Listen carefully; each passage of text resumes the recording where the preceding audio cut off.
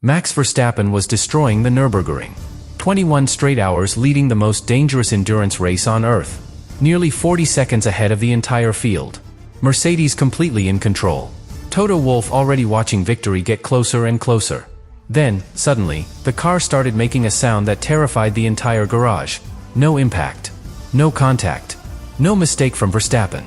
Just a hidden mechanical failure that slowly tore the Mercedes apart from the inside, and turned certain victory into one of the most brutal collapses of the entire season. But here's the part that shocked people inside motorsport even more. The disaster may have actually started hours earlier, during one terrifying moment at over 200 km per hour, when Verstappen nearly lost the Mercedes at one of the deadliest sections of the Nürburgring. At the time, fans called it one of the greatest saves of the race. Now, engineers believe that exact moment may have secretly doomed the car, while Verstappen kept dominating anyway. And once the real cause of the failure was finally revealed, the tension inside Mercedes became impossible to hide. At first, almost nobody expected Max Verstappen to dominate this race the way he did. Not because of talent. Nobody doubts his talent anymore. The real concern was the Nürburgring itself. This place is different from Formula 1. Completely different. Modern Formula 1 circuits are smooth, controlled, predictable. The Nordschleife feels wild. Narrow roads through forests. Blind corners everywhere. Violent bumps. Cars arriving from every direction at completely different speeds. And this race was chaos from the very beginning. 161 cars sharing the same track at the same time. Imagine sprinting through heavy traffic at night while people suddenly appear in front of you without warning. That is basically what drivers experience here for 24 straight hours. Mercedes knew exactly how dangerous this would become after sunset. That is why their opening strategy immediately caught attention inside the paddock. Instead of putting Verstappen in the car immediately, the team started with Danny Juncadella. Quietly. Carefully. At first, it seemed like a small decision. Later, it looked brilliant. Because Mercedes wanted Verstappen fresh for the most terrifying part of the race. The night stints. The cold conditions. The phase where concentration disappears and tiny mistakes become catastrophic. And honestly, the strategy worked perfectly in the beginning. Juncadella managed the opening traffic calmly while the Mercedes slowly climbed through the field. No unnecessary risks. No panic. Just clean endurance racing. Then Verstappen finally stepped into the car. And only minutes later, the Nürburgring nearly destroyed the entire race. The moment happened at Spiegelheuch, one of the most feared sections anywhere in motorsport. A crest so violent that GT3 cars literally leave the ground at terrifying speed. And Verstappen hit it at exactly the wrong moment. Suddenly, the Mercedes lifted into the air. The front lost stability. The car drifted sideways toward the barriers. For one terrifying second, it looked over. Completely over. The onboard footage made it even scarier because the Mercedes no longer looked connected to the road. It looked airborne. Weightless. Almost out of control. Most drivers probably crash there. Verstappen somehow saved it with pure instinct. Tiny steering corrections. No panic. No hesitation. At the time, people called it one of the greatest saves of the entire race. But now, that moment looks completely different. Because many inside motorsport believe that exact impact may have secretly damaged the car from the inside. Not visibly. Not immediately. Tiny microscopic fractures inside the drivetrain. The kind of hidden weakness that stays silent for hours before suddenly becoming catastrophic. And the terrifying part is this. Nobody inside Mercedes knew it yet. Because after surviving that moment, Verstappen did not slow down. He became even faster. Within the next few hours, the entire race changed completely. What started as a careful endurance strategy suddenly turned into total domination. Verstappen began hunting down every car in front of him, and the frightening part was how calm he looked doing it. No panic. No overdriving. No wasted movement. Just precision. First came the battle with the Lamborghini. A long, aggressive fight where every corner looked dangerous. And this is what makes the Nürburgring so terrifying compared to normal racing circuits. At tracks like Silverstone or Monza, drivers usually have space for mistakes. Runoff areas. Asphalt. Escape routes. At the Nordschleife, the barriers are waiting immediately beside you. One tiny error and the race is finished instantly. But Verstappen looked completely locked in. Eventually, he cleared the Lamborghini cleanly and immediately targeted the next car ahead. The Grello Porsche. One of the strongest endurance racing machines on the entire grid. The car many people expected to dominate the race once night arrived. Verstappen chased it down anyway.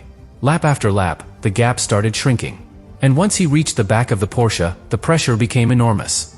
Because overtaking at the Nürburgring is nothing like overtaking in Formula 1. Drivers are constantly fighting slower traffic while battling rivals from their own category at the exact same time. Imagine trying to sprint through a crowded airport while people suddenly stop in front of you every few seconds. That is basically what endurance racing feels like here. And somehow, Verstappen made it look controlled. Almost comfortable. Then finally, he made the move for the lead. The Mercedes number 3 officially took control of the Nürburgring 24 hours less than 3 hours into the race. That moment completely changed the atmosphere around the paddock. Because suddenly, this was no longer a Formula 1 champion trying endurance racing for fun. Now people inside motorsport started realizing something much bigger.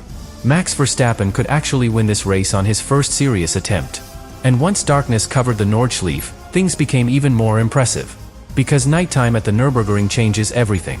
Visibility drops. Temperatures fall. Fatigue starts attacking concentration. This is usually where races collapse. But somehow, Verstappen looked even stronger after sunset. That was the terrifying part for Mercedes rivals. The Mercedes GT3 did not just stay competitive. It started disappearing into the distance. The lead kept growing. 10 seconds. 20 seconds. Almost 40 seconds at one stage. 40 seconds at the Nürburgring feels massive. On a circuit this long and dangerous, that kind of gap means one team is operating at a completely different level from everyone else. The pit stops looked flawless. The strategy worked perfectly. The driver rotation stayed calm and precise. Everything inside the Mercedes garage felt controlled. Relaxed. Almost confident. And this is where the tension around Toto Wolff quietly started changing. Because after hour of dominance, Mercedes no longer looked like a team fighting for victory. They looked like a team already preparing to celebrate it. Honestly, most people watching believed the race was over. Very few cars dominate the Nürburgring for 21 straight hours and still lose. Especially not with Verstappen driving like this.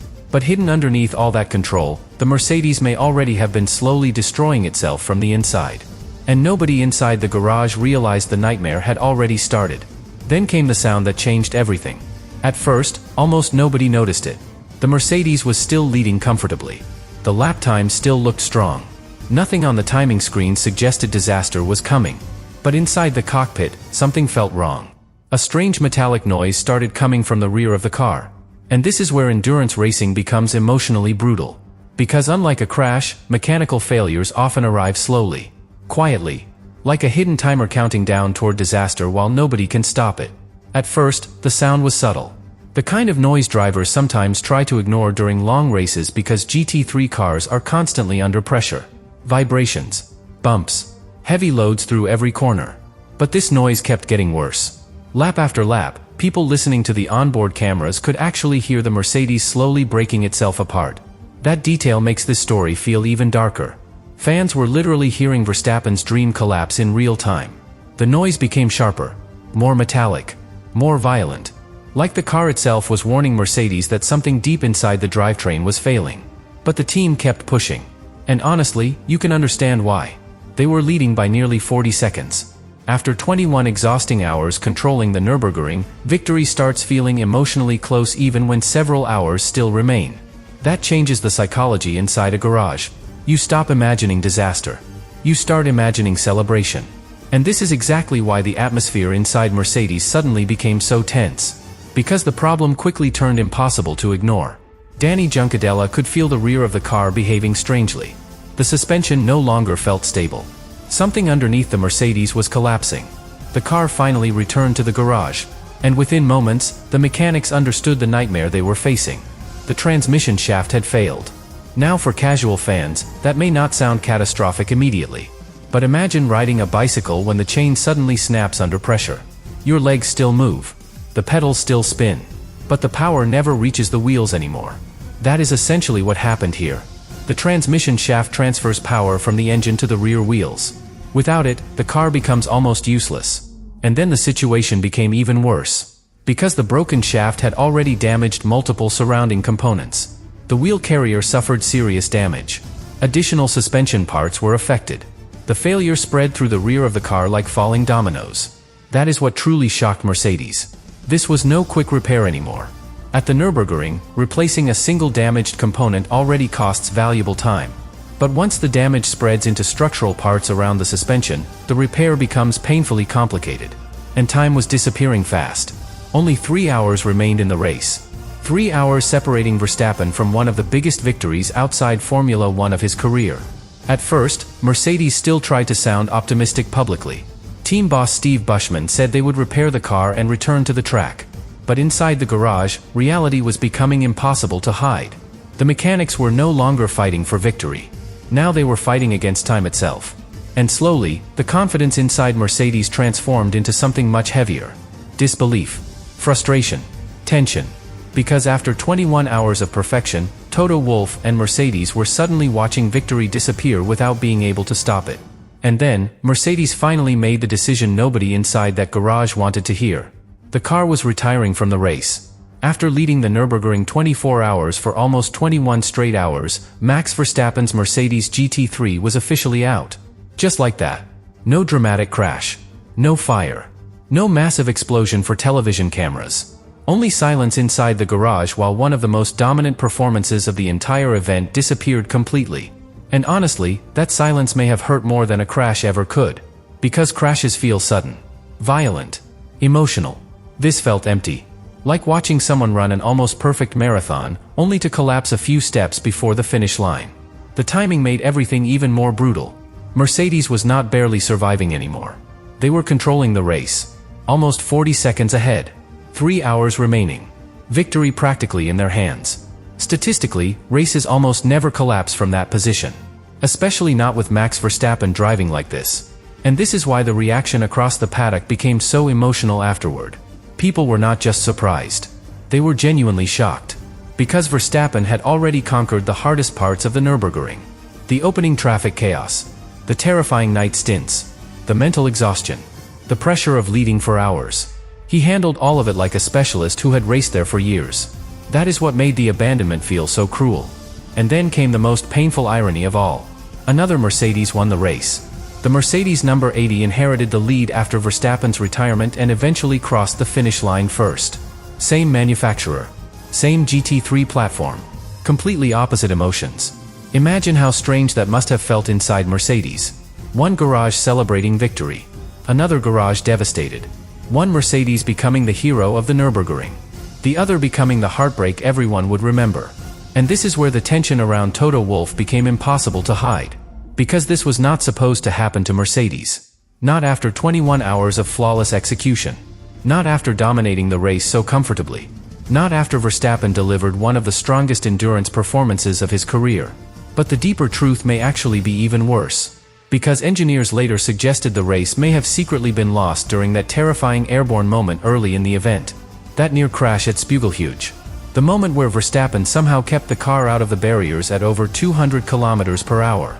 At the time, fans celebrated it as one of the greatest saves of the race. Now, many believe that exact impact may have created microscopic fractures inside the drivetrain. Tiny hidden weaknesses impossible to detect immediately. And if that theory is true, it changes the entire story completely. Because it means the Mercedes may have been slowly destroying itself for almost the entire race, while still dominating everybody else.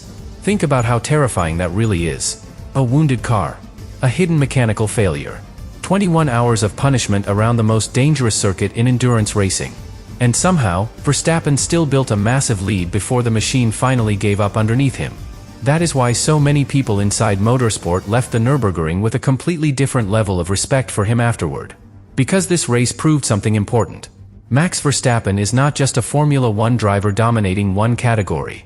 He can jump into one of the hardest endurance races on Earth, against experienced specialists, and immediately become the fastest and most feared driver on the track. And honestly, that realization may scare his rivals far more than the retirement itself. Because if Verstappen was already this dangerous in his first real Nürburgring attempt, what happens the next time he comes back?